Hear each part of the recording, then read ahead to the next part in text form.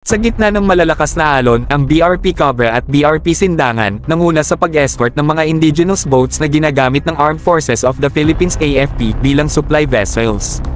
Ang misyon nila, dalhin ang mahahalagang kagamitan para sa ating mga matatapang na sundalo sa loob ng BRP Sierra Madre sa Ayungin Shoal.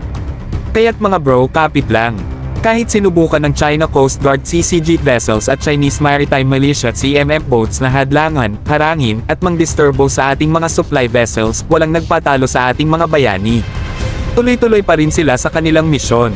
Ang ating Philippine Coast Guard PCG vessels, matatag at handang ipagtanggol, nagtulong-tulong para tiyaking ligtas at secure ang paghahatid ng mga kagamitan sa ating mga tapat na sundalo sa Ayungin Shoal.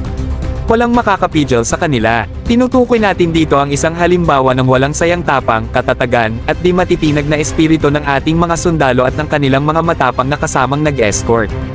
Hinaharap nila ang mga pagsubok ng may determinasyon, tinitiis ang mga delikadong sitwasyon upang tuparin ang kanilang misyon.